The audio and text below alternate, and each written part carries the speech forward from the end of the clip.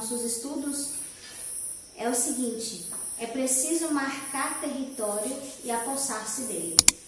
E a gente vai estar trabalhando esse tema com a história de Neemias, que é um dos homens que Deus usou para fazer uma obra grandiosa pelo povo de Israel.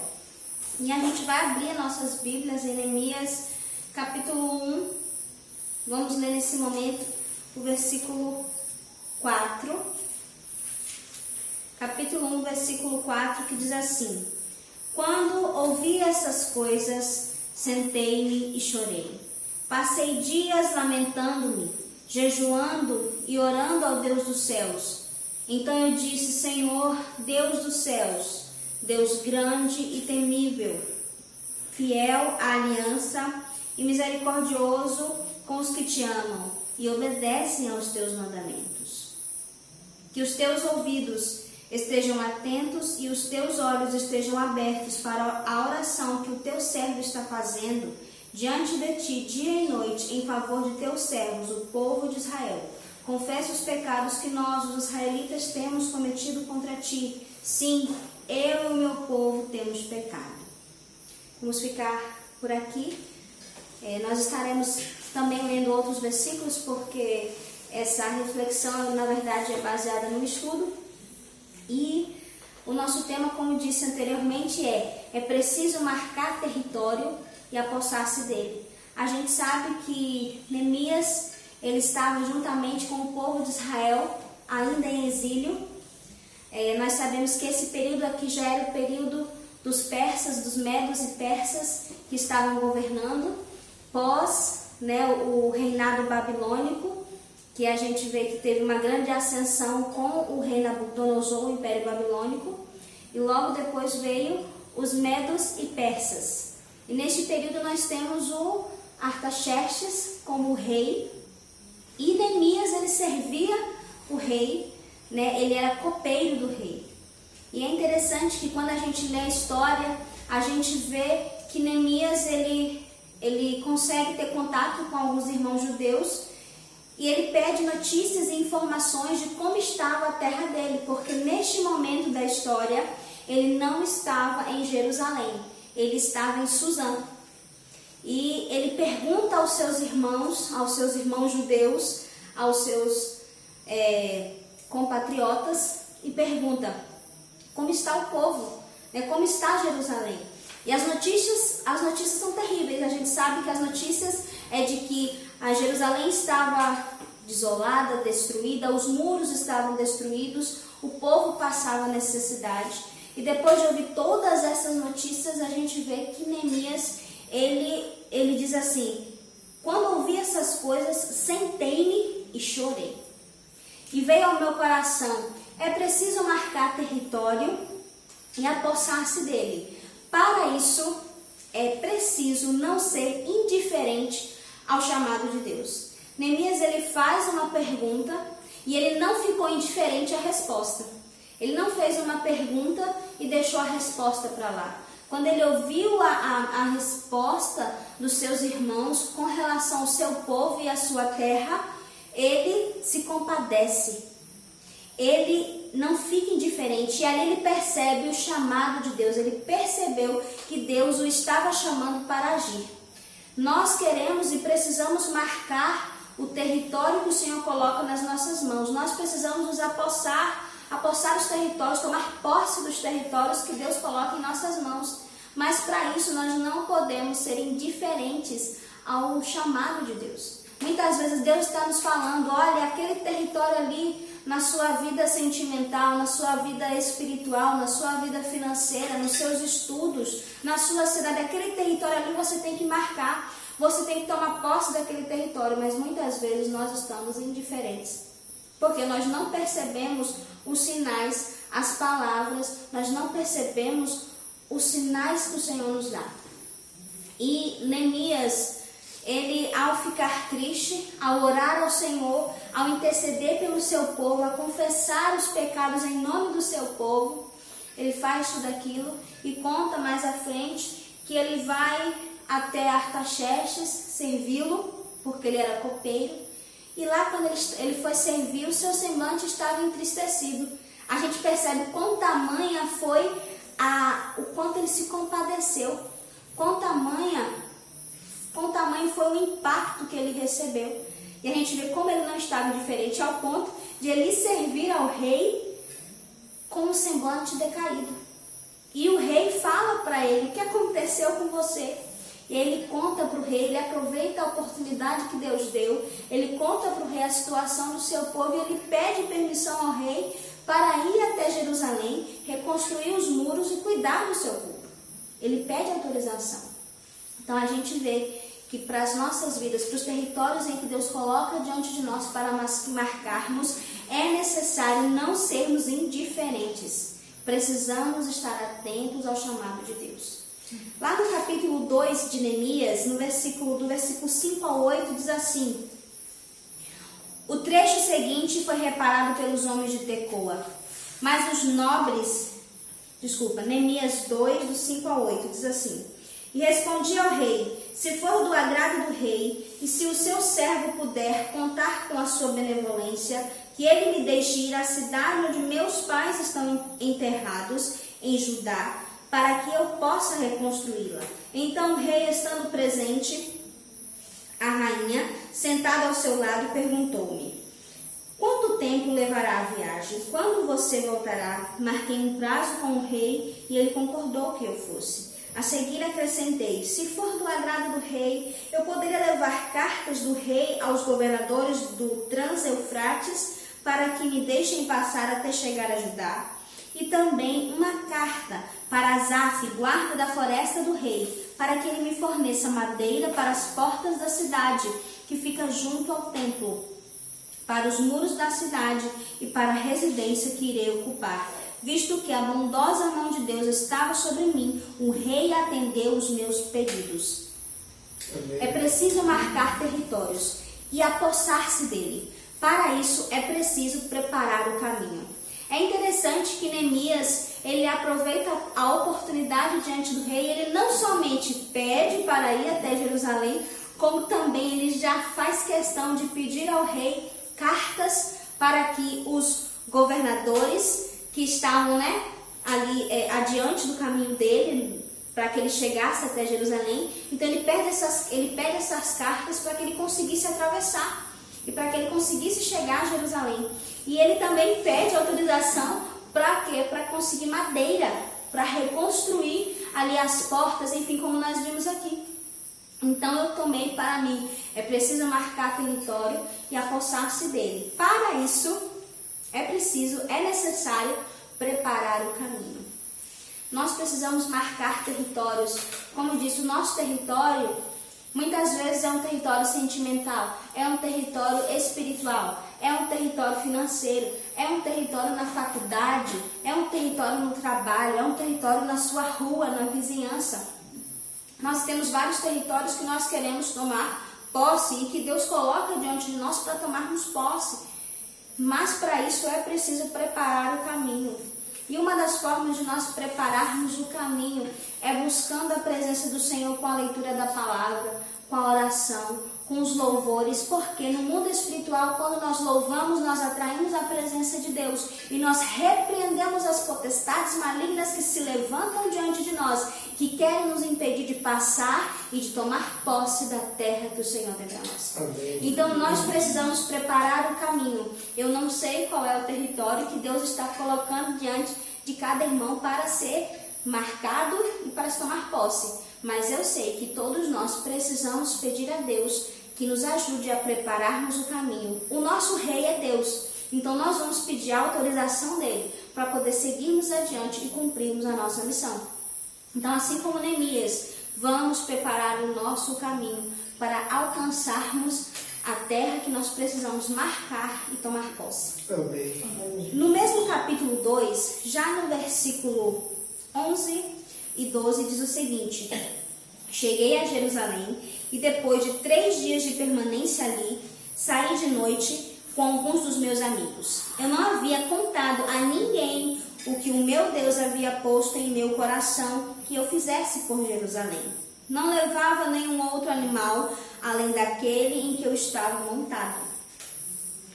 É interessante que a gente vê que essa trajetória de Neemias, depois que ele chega, ele logo diz que ele fez o quê? Depois de 3 dias de permanência, ele saiu de noite com alguns amigos.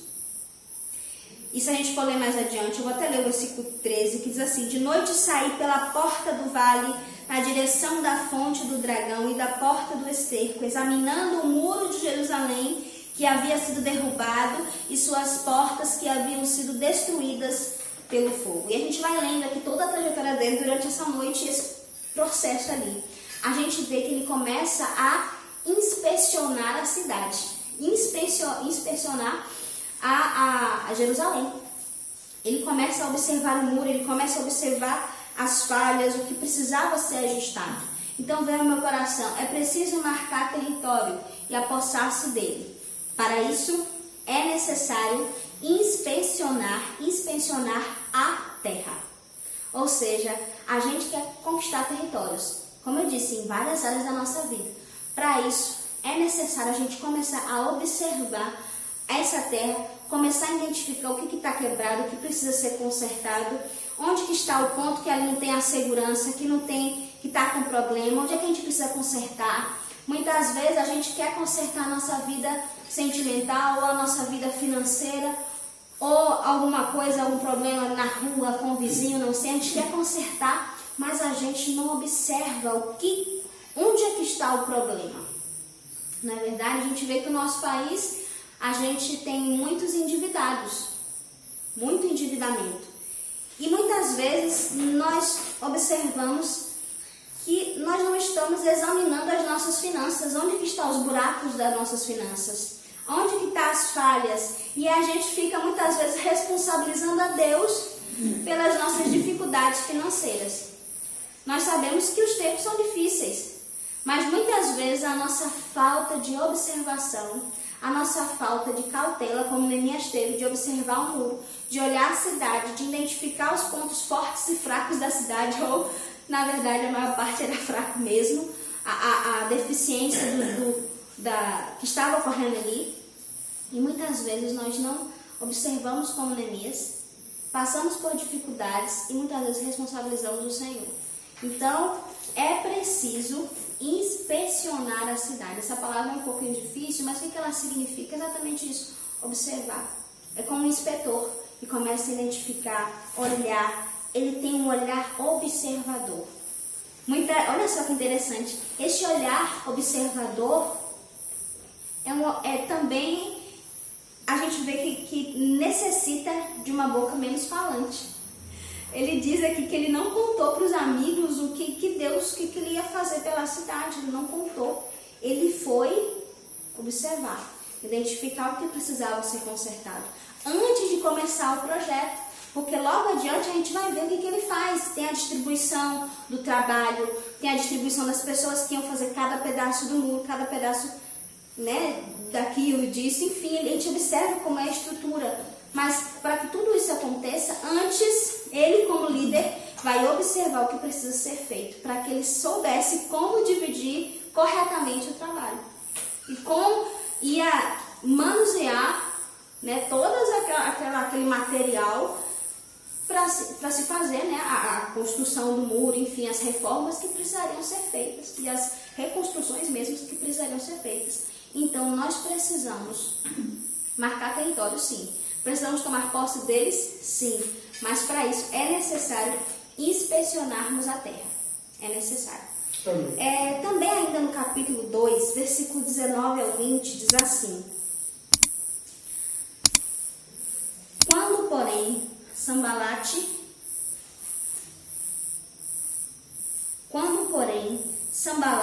o Horonita, Tobias, o oficial amonita, e Gesem, o árabe, souberam disso, zombaram de nós, desprezaram-nos e perguntaram: o que vocês estão fazendo? Estão se rebelando contra o rei? Eu lhes respondi: o Deus dos céus fará que sejamos bem-sucedidos. Nós, os seus servos, começaremos a reconstrução.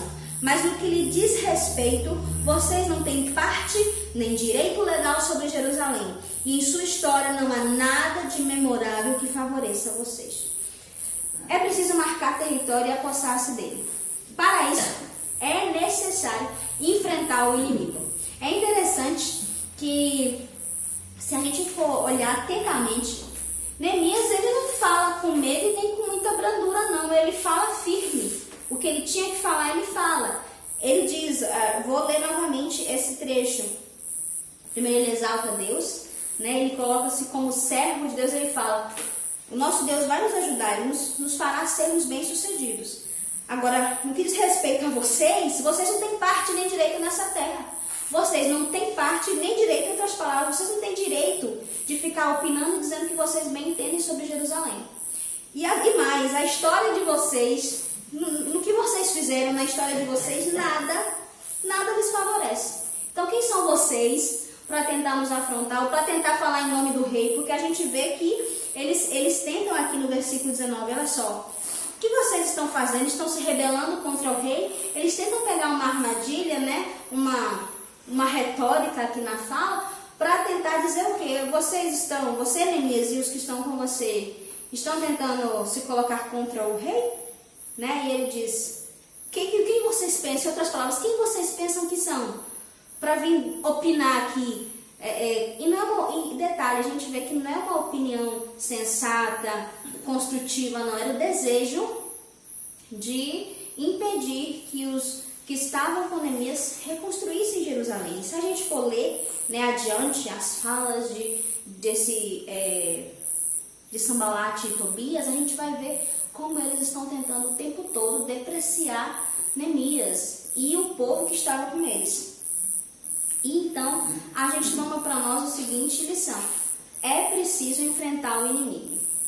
Muitas vezes o inimigo não é um inimigo físico nos nossos dias. Muitas vezes não é uma pessoa, mas é o próprio Satanás com os seus demônios, que no mundo espiritual trabalham contra a igreja de Cristo, e nós precisamos enfrentá-lo.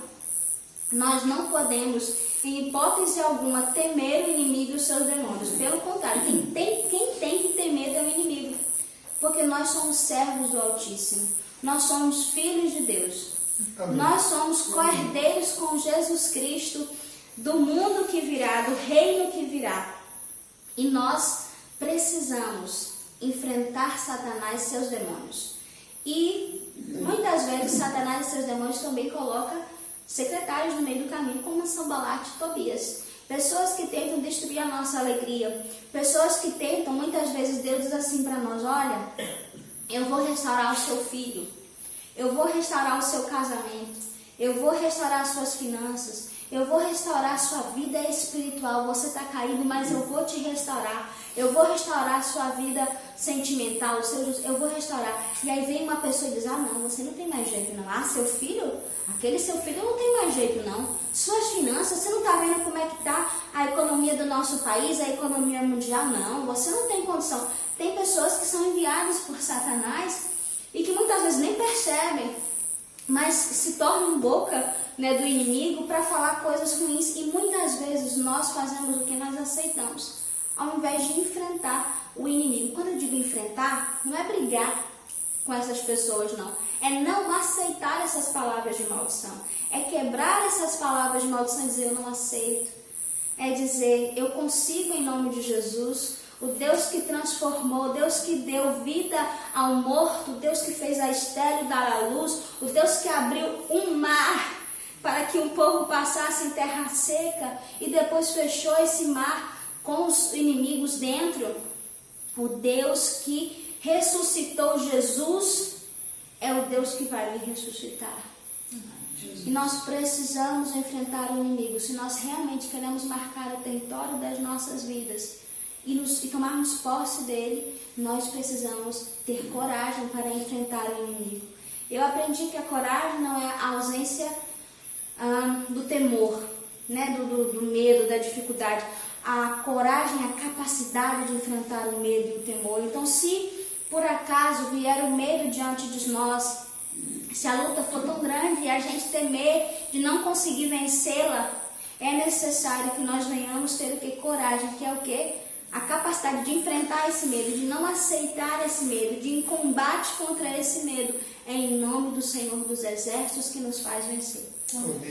Por fim, eu quero também trazer agora o capítulo 3, versículo 1, que diz assim: o sumo sacerdote Eliasibe e os seus colegas sacerdotes começaram o seu trabalho e reconstruíram a porta das ovelhas. Eles as consagraram e colocaram as portas no lugar. Depois, construíram um muro até a torre do Seno, que consagraram, e até a torre de Hananel. Eu vou parar no versículo 1, porque aqui começa a distribuição dos serviços, onde famílias e grupos começam a reconstrução. Mas me chamou a atenção que o capítulo começa falando sobre o sacerdote, o sumo sacerdote. A gente sabe que o povo de Israel, quando esteve no cativeiro na Babilônia, não tinha templo, né? Muitos, inclusive, estavam longe do Senhor. E aqui a gente vê, nesse relato de Neemias, a presença do sumo sacerdote e dos seus colegas sacerdotes também na reconstrução do muro. E é interessante a palavra consagraram, eles consagraram. É preciso marcar território e apossar-se dele. Para isso, é necessário consagrá-lo a Deus. Todo o território diante de nós é necessário que venhamos consagrá-lo ao Senhor. Precisamos consagrar. O que é consagrar? É separar, é santificar, é torná-lo santo. É interessante como Deus ele trabalha com o povo de Israel, porque ele pegou esse povo justamente e separou dentre os outros povos. Não é à toa que a gente vê várias vezes nos relatos de Gênesis, Êxodo, Levítico, Números, Deuteronômio, ou seja, o Pentateuco, e também no resto da Bíblia. A gente vê várias vezes Deus falando sobre a necessidade do povo de Israel não ser igual aos outros povos. A gente vê como Deus ele estabelece leis e ele faz questão de dizer: é para vocês serem diferentes dos outros povos. Se os outros povos fazem assim, vocês vão fazer diferente. E Deus faz isso o tempo todo, criando um povo separado. Um povo que precisava ser exemplo para os outros povos. E nós precisamos, assim como Israel, olha só, eles precisavam não consagrar somente as suas vidas, mas também o material físico. A gente vê que eles consagraram as portas que eles levantaram, que eles consertaram. Que eles reconstruíram. No caso, a gente vê que eles reconstruíram as portas e consagraram. Isso é incrível. Eles consagraram as portas. A gente fala assim, as portas, eles consagraram as portas. Tudo na nossa vida deve ser consagrado ao Senhor. O apóstolo Paulo nos diz em Coríntios: porquanto quer comais, quer bebais, ou façais outra coisa qualquer, façais tudo para a glória de Deus. Amém.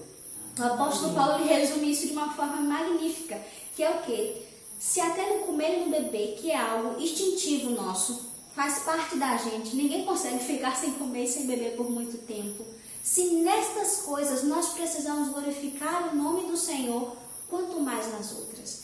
Então, no território que Deus está colocando diante de você para marcar, talvez é a sua família, talvez é um neto, talvez é um filho, talvez é um amigo, talvez é a sua cidade, o seu estado, o seu país, talvez, como disse, a sua vida financeira, os seus relacionamentos sentimentais, a sua vida emocional, a sua vida espiritual, os territórios que Deus está colocando diante de você para marcar e para tomar posse. Nós precisamos consagrar esses territórios a Deus. Nós precisamos chegar e consagrar. Eu consagro o meu casamento ao Senhor. Eu consagro os meus filhos ao Senhor. Eu consagro a minha geração, a minha descendência, os meus netos. Quem tem bisnetos, eu consagro os meus bisnetos ao Senhor. Eu consagro a minha casa, a minha cama, os meus pratos, os meus móveis. Eu consagro as minhas roupas. Eu consagro as minhas finanças, os meus negócios, o meu trabalho, os meus estudos. Eu consagro a minha vida emocional. Eu consagro a minha vida espiritual ao Senhor. Eu dedico a minha vida espiritual a Deus. Se nós levarmos a sério cada centímetro, cada milímetro da nossa vida e nós consagrarmos cada milímetro da nossa vida ao Senhor, nós conseguiremos, assim como Neemias, marcar o território e tomar posse da terra que Deus nos dá. Amém. Nós precisamos marcar o território e tomar posse dele. É preciso marcar o território e apossar-se dele. Para isso, é necessário não ser indiferente ao chamado de Deus. É necessário preparar o caminho. É necessário inspecionar a terra. É necessário enfrentar o inimigo. E é necessário consagrar essa terra, esse território ao Senhor, nosso Deus. Que nós venhamos guardar isso dentro de nós, de tal modo que não só fique guardado, mas que transforme nossa forma de olhar para a vida. Que nos faça enxergar em cada pedaço de nós, seja físico, ou seja material ou espiritual, que nós consigamos de fato tomar posse dos territórios que Deus nos dá. Que nós venhamos consagrar esses territórios ao Senhor e transformar cada território das nossas vidas em um instrumento de glorificação ao nosso Deus, em um forte, assim como nós temos os fortes, a gente tem os castelos. Então que as nossas vidas, cada pedaço das nossas vidas, seja um lugar para nós colocarmos a bandeira do Senhor, a bandeira do reino dos céus, e que o mundo veja Deus nas nossas vidas. Porque é para isso que Deus nos coloca, para marcarmos território, para tomarmos posse. No final das contas é para isso, porque Ele envia embaixadores. Ele envia embaixadores para conquistar territórios e para colocar a bandeira do Senhor, para ficar erguida e balançando, tremulando, para que o mundo veja quem Ele é. Que Deus coloque essas palavras em nosso coração. Amém. Amém.